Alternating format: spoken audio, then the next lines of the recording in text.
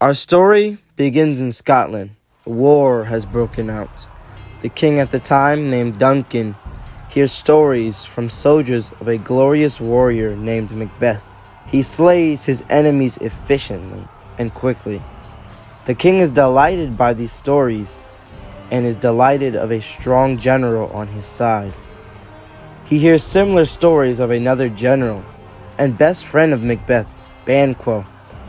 With the ruler of a territory in Duncan's kingdom, Cawdor, deemed a traitor and sentenced to execution, Duncan intends to give the title Thane, or ruler of Cawdor, to Macbeth as a gift for his bravery.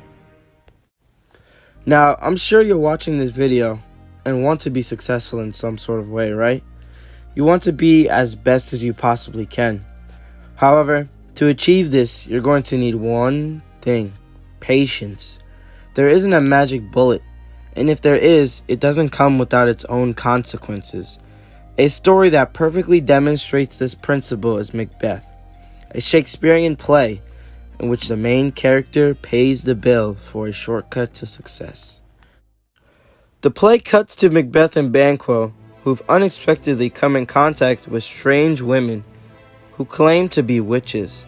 They state a prophecy of Macbeth's potential prestige. Hail Macbeth as Thane of Glamis, his original title in order to become general. Thane of Cawdor. Macbeth is baffled by this statement. The Thane of Cawdor lives to his knowledge. And king. Macbeth is now horrified. King? Even if the king had dropped dead right now today, he had children to take his place. The witches turned to his friend Banquo. And you, lesser than Macbeth and greater, you may never sit upon the throne, but your children will. Before any further explanation or questioning, the witches vanished into thin air. The two friends laughed off this encounter as a joke.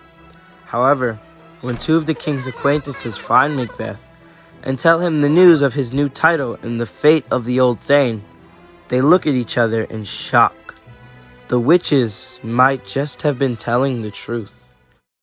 The play cuts to night. The king decides to spend his night at Macbeth's castle to celebrate his new title.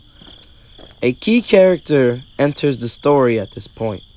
Lady Macbeth, Macbeth's wife, hears of the prophecy and speaks with Macbeth, persuading, bullying, and begging him to make the prophecy real as soon as possible.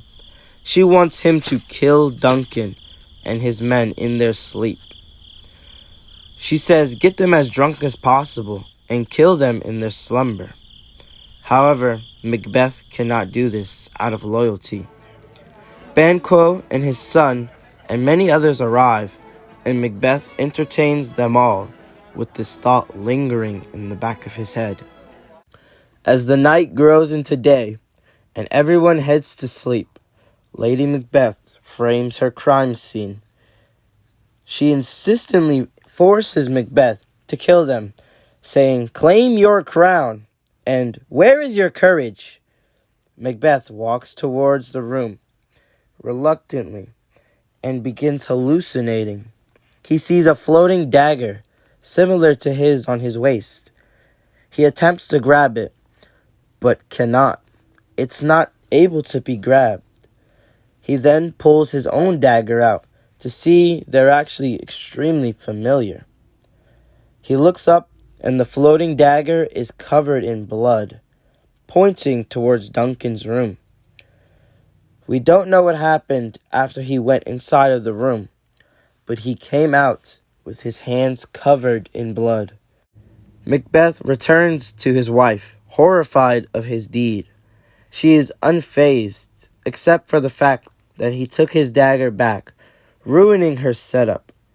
She runs back to make the evidence more believable and that it wasn't anyone but the guards who did this deed. Macbeth has murdered sleep, Macbeth claims. He can never sleep again without remembering his actions. From this moment on, the downfall of Macbeth begins. Yes, Macbeth did get the throne, However, he never felt safe on it. He used every trick in the book to stay on the throne the longest. He even went back to the prophecy, saw that his friend's children would be on the throne, and then murdered his best friend. His rule only stopped when an English army came and overthrew him with the help of Macbeth's sons. From the beginning, Macbeth was fated to fail. His selfish actions benefited only him in the moment. But afterwards, was it worth it? All the paranoia and death just to end up where Duncan laid? Was any of it even worth it? Maybe Macbeth just perceived his prophecy wrong.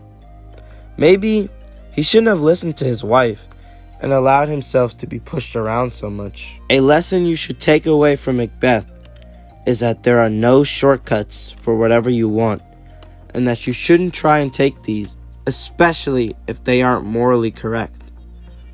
Or you could just end up like Macbeth, dying in a pool of your own blood, figuratively and literally. Thank you. Hey, if you enjoyed this video, why not subscribe and check out my other videos? I'd really appreciate it. Goodbye.